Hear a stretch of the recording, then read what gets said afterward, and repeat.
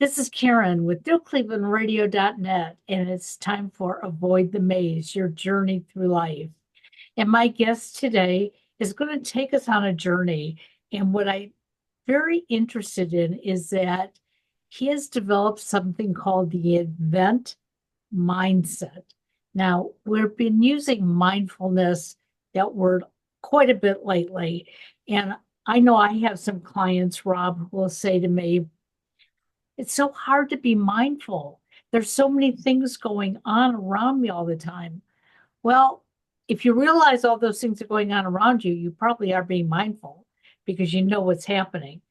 Now, are you really picking up on the most important things that you should be picking up on? And sometimes I realize that I'm not. I'm picking up on something that is way off in Never Never Land, and I need to draw myself back in.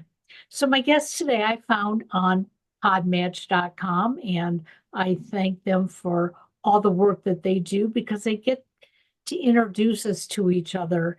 And so, Rob, take us on a little bit of journey, um, because it looks like you've attended more conferences and events than I can even begin to count. So tell me how you became this event mindset person. Okay, so my career actually started very in a very conventional way. So I was in the tech industry for 16 years, started right out of college and did a various array of national, regional, and global account management and merchandise management types of roles. And then about a decade into my tech career, I met my now husband, who's run luxury lifestyle magazines for the last couple of decades. And part of that with him is going to lots of different types of events and event activations and fundraising galas and things like that. So I started going to them with him, and very shortly, I would say within a couple of months of starting to go to them, he asked me if I wanted to write about them. So I all of a sudden was starting to writing about these events that I was going to. And the thing is that his publication is a regional publication. So I'm based in Austin, but I was frequently going to events in Houston, in Dallas, and San Antonio, and some Sure. other cities in Texas. And for about 5 years, I was doing both of those things. So I get on a plane, go somewhere, for 2 or 3 days that week, come home, throw on a tux, throw on a suit. Sometimes I'd have to drive to another city. Sometimes I'd be home. So, after, a while, it started to get a little unsustainable. But what I realized in my tech career that was happening, the more I was going to these galas and fundraising events, the less patience I had for how bad so many corporate events are and how bad so many corporate business meals are and how painful it is to get through a lot of them to the point where, about a year before I left the tech industry, if I had meetings in New York, I'd stay in Boston or Philadelphia and take the train so I wouldn't have to go to a business dinner. Like it was one of those things where I couldn't handle it anymore. So after, 5 years of that and just being really burnt out because that's a lot of travel and a lot Sure. of just running around, I transitioned into media full time. And as COVID started to lift, so I, was writing all those events for, all those years. And then as COVID started to lift, what I noticed was there were so many people, even people who were very gifted at attending events, were extremely rusty. And that kind of got me on the path of, well, how do I create a curriculum that kind of allows people to kind of feel more confident? And, as I started delving and creating the curriculum, I realized something about myself and why I was so successful at events, because I'm an introvert. I'm not an extrovert. So I'm not the person you would pick to go to all of these things. Okay. But what I realized is, I'm married to probably the textbook definition of an extrovert. And what I realized is that if we were both extroverts, we probably wouldn't be invited to as many things. And people struggle so much with social anxiety because they think they have to be this type of person at a party or at an event. And I realized that I was never that, yet I was really, really successful. And being an introvert is actually as important. And having introverts at events is just as important as having extroverts. And most people think that it's got to be only extroverts at an event, and that's Sure. just not how that's just not how it works. You need that balance of energy. Well, who's going to listen to you if we're all extroverts? I mean, come on, we're all going to be competing with each other. And it's funny because my husband and I have that same relationship. He's the introvert. Occasionally, he pulls himself out of it, but he's got to be extremely comfortable and know that whatever language he's using is not going to be offensive. And if he's not sure, he just holds back. Whereas maybe it's my training, so I'm a little bit more cautious with the words that I use, but I can just walk into a room and make friends without even, saying hello. But I think it's interesting because you are right. We walk into those events, whether it be a business meeting or a social event, and we think we're the only, wallflower that's hanging behind the extrovert that we're with. And the reality of it is, we're not. So, how do we become comfortable with being who we are? So one is that, you lean into your strengths. And people think, well, I'm an introvert. I have no strengths in anything social. And the fact of the matter is, and I work with a lot of companies with this, is introverts are going to be the ones who actively listen. They're going to take in information. And I always like to say, I kind of want to go back to what you were just talking about a little bit. I always like to think of a good event as like Earth. And Earth has the right amount of oxygen, which is why we all live. And if you have an event with 100 extroverts, there's not enough oxygen, and the plants won't be long for the world. Right. If you have 100 extroverts in a room, too much oxygen, and we all know what happens when there's too much oxygen in a compressed space, things explode. So, so there's that. So realizing that, if you realize it and recognize it, it allows you to take the pressure off yourself because all of a sudden you don't have to necessarily chat. And what I have learned is people love to talk about themselves. People will share. I mean, I have been told things that I really have no business knowing repeatedly over the years. And the reason for that is because I listen, I make eye contact, I nod. If someone says something funny, I'll laugh. So, but I'm engaging in conversation. And, so long as you're asking questions and taking in information, especially if you've got anyone listening here who's going to an industry conference, introverts are actually probably better at industry conferences than extroverts because industry conferences are about taking in information. Extroverts give information. Introverts take in information. And if the goal of an industry conference is to take in information, an introvert, an emotionally intelligent introvert, and a socially aware introvert is probably going to be the most valuable person an organization can send to that event because they're going to come back with the most information that's going to allow the organization to help and grow. And not to mention that organizations that send introverts, there's a little bit of a higher morale because what happens is the fun person gets to go to all those things. And it makes all the other people, within their organization resentful because they always send the most charismatic person.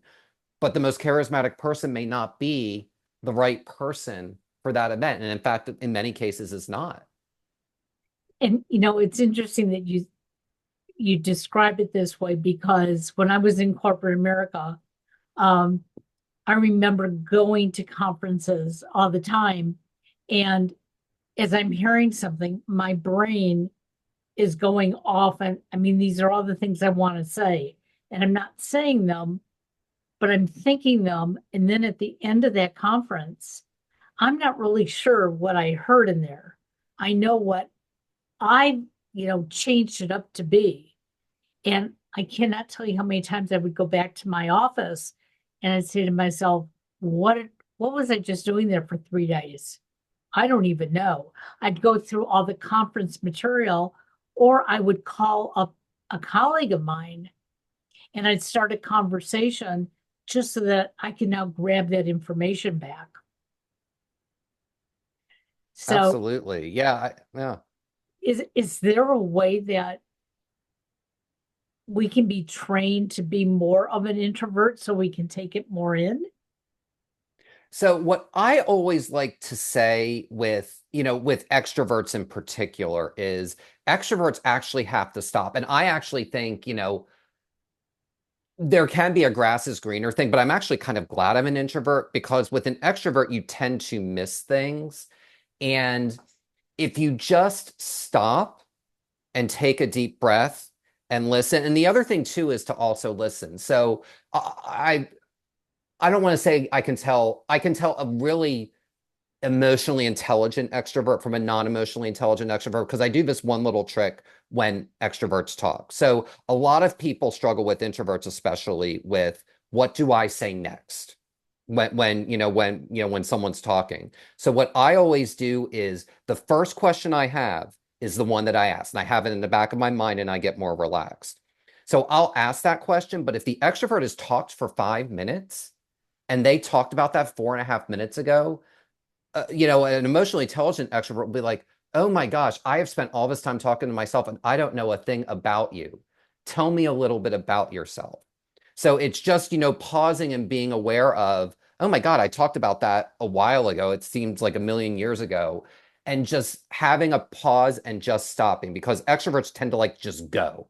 It's like they're wind up toys, you wind them up and off they go to the races. So to just stop for a second, when that winding ends, you have to rewind your toy to go run again. Just stop in that moment and kind of look around you and go up and introduce yourself to somebody. Because a lot of times extroverts are very charismatic and people just come to them.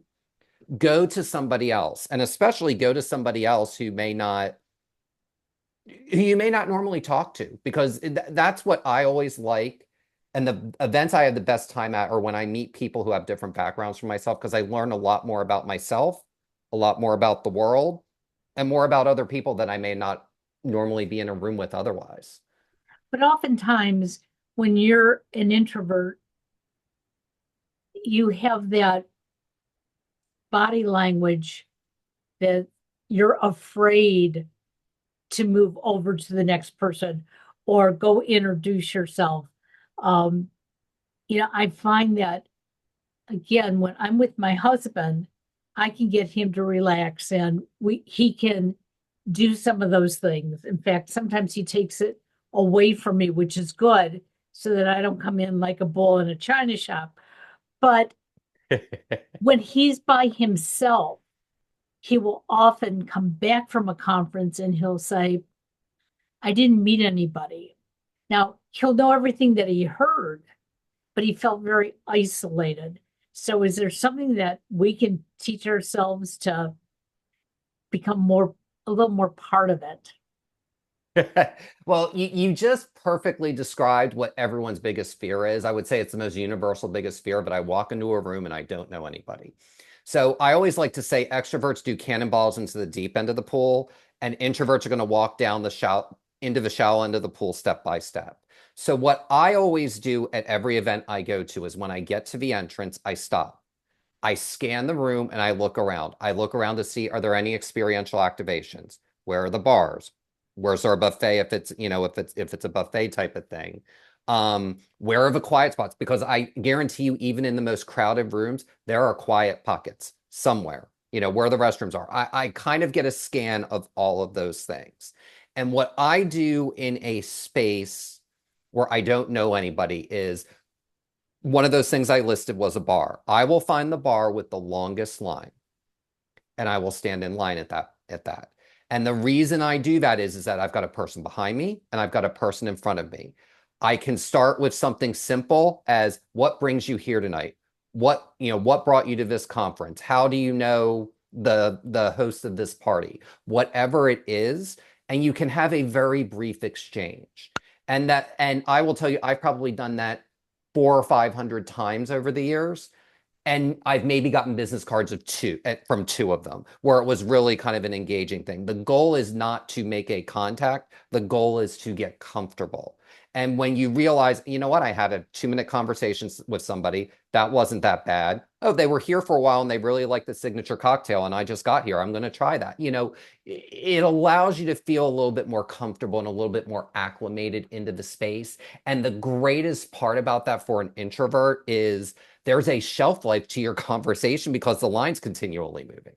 So you're not going to talk to them for a really long period of time. It'll just be a couple of minutes, but it gets you warmed up so that you feel a little bit more comfortable. And introverts tend to like to hold something to anchor them. That's why I always say I recommend the bar, because you've got an anchor in that glass that can kind of hold you and ground you, whether it's filled with alcohol or whether it's a Diet Coke, it doesn't really matter. But there's just something about that physical glass that helps anchor, a person in a space. And that's what I did a lot in the early years when I was going to events. And that's an interesting concept because typically we don't stop and do that. Okay. We walk into the door and we just keep walking. And sometimes we find ourselves like standing somewhere wondering, where are we? We don't even know where the door is that we came in. And I have found myself in that situation many times. And then I'm confused, like, am I really in the right place? Am I supposed to go talk to that group over to the left? Or am I supposed to talk to the group on the right? But the reality of it is there's no particular group we need to talk to. We just need to find that comfort zone. And I like the idea of standing in a longer line. I mean, I now have a purpose. I'm going to go get my drink. Yeah, So, and that you're also committing, and the drink also, it commits you to staying for a little bit. That's the other reason why I work with introverts specifically on that, is you're committed to actually being here and at this event when you do that. that's an interesting concept because now you've got that glass in your hand. You're not going to walk out the door with it, although somebody might, but for the most part, you're not going to. So, It's going to be at least half filled before right, or halfway gone before you put it down, for exactly. sure. So, what triggered you to know that this is something that I can be good at by helping other people? I mean, you didn't just wake up one day and say, you know, I could go out there and train introverts to find their comfort zone.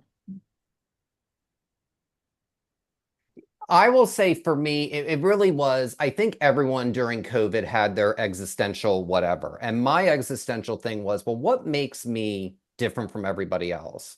And the thing I realized is very few people go from 15 years in the corporate world of writing about socialites. So, and I didn't have the background, like I didn't major in journalism and wind up in the job, which is how Sure. most people usually get those types of jobs, is they're already in the industry. I was not in the industry. Yes, I was married to someone in that industry, but I could have said no, but I found it interesting because I was one of those people. I almost got a minor in sociology without even trying. Like it was one of those I was like one credit away from a minor just by my sheer curiosity and love and interest of other people. So what I And find interesting is many of us get into these positions not necessarily because it's something that we planned on, okay, which I think is great. And I'm hoping that my listeners will hear this. It's never too late to change what you're doing in life. And we do have those aha moments that say, yeah, I've been doing this for a long time and this is good, but this might be more interesting. This might be different. This might be something that I should explore. And sometimes we do that in bits and pieces because we don't have the luxury of being offered a job. I know when I was sort of pushed out the door out of corporate America, I had been dabbling in podcasting for a while. And I came home and my son said to me, "So what are you going to do now, Mom?" And my first reaction was, "Well, I'm going to go out and get another corporate job." And he goes, "No, you're not." And I looked at him and I said, "But why wouldn't I?" And he goes, "Because you were unhappy." In fact, you were miserable. Mom, you were depressed. And it was like, oh my God, like, make me out to be this lunatic mom. But he was right. The corporate world had just taken so much out of me. He said, but when you get behind the computer and you are talking with somebody, he said, you're knowledgeable. And I thought about that and was like, well, it's what I've always really wanted to do. And so I did it in bits and pieces until I grew it. I'm sure the day that you wrote your first piece for the magazine, it didn't take you 5 minutes to write it. You probably took you a while to piece it all together. It sure did. And it's funny because it would take 2 hours to write a piece. Now I can write one in it's about 15 or 20 minutes just because I have a structure and, it's different now than 13 years Sure. ago because it's mostly online and you got to backlink everything. That's actually what takes the most time now is backlinking everything. It's Yeah. not even writing the piece anymore. So, who are your clients? Are you mostly working with corporations? Are you working with individuals? How do you help people find their event mindset? So I work with both. I tend to work with individuals who tend to be kind of more executive level folks and the ones where I have a pretty good rapport with them. And that's kind of how I never thought of it as a corporate thing. But a couple of the folks I've worked with, it kind of got into a corporate thing because what they wanted was events are in the corporate world, they're viewed as a necessary evil. They're viewed as a box you got to check off and you got to do them. And as a result, everyone dreads going to them. And, what I really do is help them reimagine that they can be, if not fun, they can be informative, they can be engaging, and they can be interesting.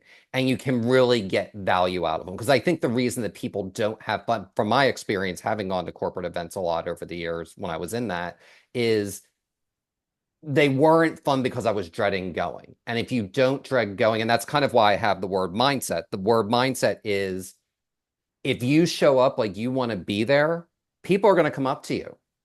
And especially if you're at an industry conference or that, you can be an introvert and show that you want to be there.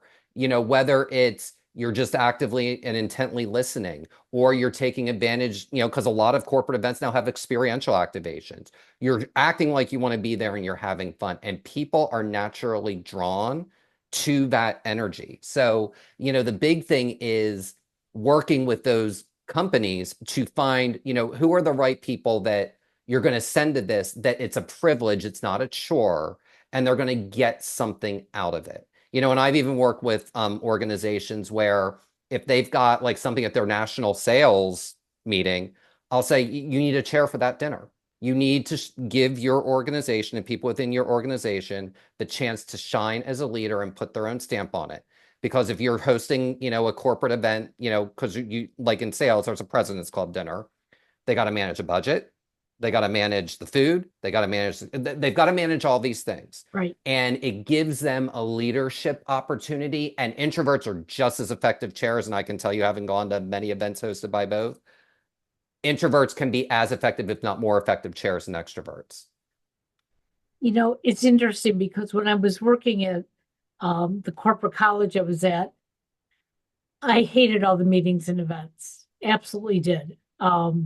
And I realized it was because I was good at my job, but not having the culture tell me how to do it. So when I was behind closed doors, I was doing what I had to do, doing it my way. I was being successful. When I went to the meetings, I usually went with my camera around my neck because I love to do photography and I did photography online. And when I'd walk in with it, that was my drink from the bar, basically. That's what allowed me to move around. And even if I wasn't talking, maybe just saying, can I take your picture? Being able to do that made such a difference for me. So I never thought of myself as an introvert until all of a sudden this picture came to my mind. That's what I was doing all the time. But I can go to events today and it's totally different. I don't need my camera. I just walk in. Um, Maybe becoming a coach has taught me that, hey, you're not any better than I am. I'm no better than you. So, hey, we're all equals in this room. But that's still a hard thing for most people to grasp. It is, but I will say this with introverts and extroverts. It's a spectrum. It is not you're either one or the other. Everyone, it's a gas tank. And the only time your gas tank is completely full is when you're pulling out of the gas station. The only time it's empty is when, you're stuck stranded on the side of the road. Most everyone I've maybe met over the years, maybe met a couple of true introverts and maybe one or two true extroverts. Most people are somewhere in that range. My tank, probably when I first started, was probably a quarter tank, and I'm probably somewhere between a third and a half now. So it can move and fluctuate because you have more practice. And again, 90% of life is showing up. Right. And like you were talking about for people who aren't happy in their career, if you are not happy with your career, find something you care about in your community, volunteer on that committee, join that board, do those things. You will get a wide spectrum of people within your community.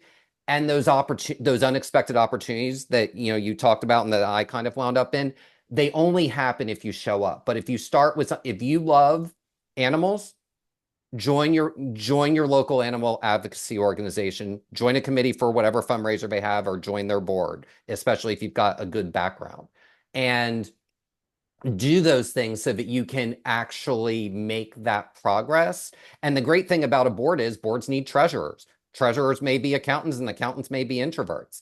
And that's okay. There is a place for you. I don't think anyone's seen an effective board where there's 10 extroverts or 10 introverts. You need both, because if it was 10 extroverts, it'd be the dynamite explosion theory. And if it were 10 introverts, it wouldn't be a very fun organization. You need Absolutely. both. So introverts, as you said in the beginning, are typically very good listeners. They grasp what they're getting at those meetings, at those conferences, one-on-one conversations. Extroverts tend to listen to respond, correct? So Precisely. I know when I was working on my master's degree, and I did it online, I had an instructor who finally said to me, Karen, you need to listen to understand, because I was constantly responding. And that was very difficult for me. It's like I was telling you that I'd be sitting in a corporate meeting and I'd hear these things, and my brain was, oh, this is how I can do it. Oh, I do it this way. Oh, let me share this with you. How do we slow that down? Is there a good way to slow it down so that we can become more that introvert when we need to be? So what I would do is I would actually take the thing that I actually said with introverts to do, which is if someone gives a 2-minute response, it's the first thing you wanted to ask a question about. So you're not responding to the last thing that they said, because it's actually forcing you to listen to what they're saying, but you're dying to ask this other question. And also, in the corporate world kind of teaches you that that's kind of how you have to interact. It's got to be, well, why didn't you do this? And you've got to immediately have an answer. So a lot of it, especially in a business context, because when you go to a business event, you do have a business frame of mind. So for a lot of people, and it's not just extroverts that have that problem, introverts do have that issue too, because no one likes feeling that they're challenged or attacked. But if you've got a business mindset and a social context, that's a lot of the times the reason that they're not fun is that you're thinking it's a grilling session when it's really about getting to know your client better, getting to know the other members of your organization better.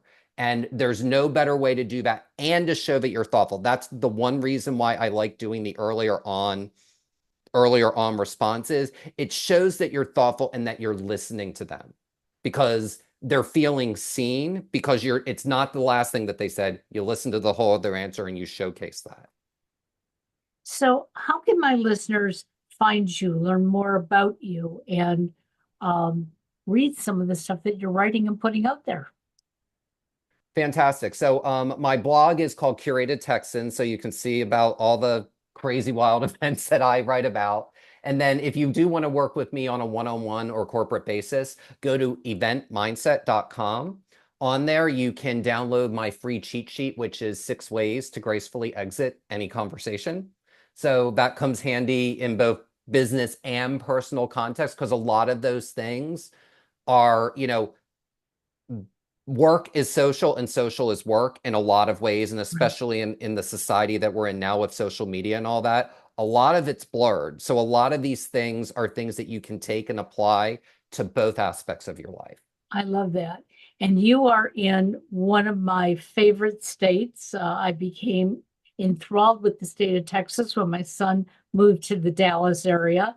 So I, people will say to me, "Yeah, but you're in the Northeast. Why would you like Texas?" And it's like just a nice place with very friendly people, and you happen to be one of them. So thank you for joining me today. And we will put all your information in the show notes, so there's no excuse for our listeners not to follow up. And thank you for explaining the difference between introverts and extroverts. And now I know I'm not just a solid extrovert, I can be a little bit of both like that. Have a My great my day. pleasure, Karen. Thank you so much for Thank having you. me. Have a good one now. Thank you. Thank you.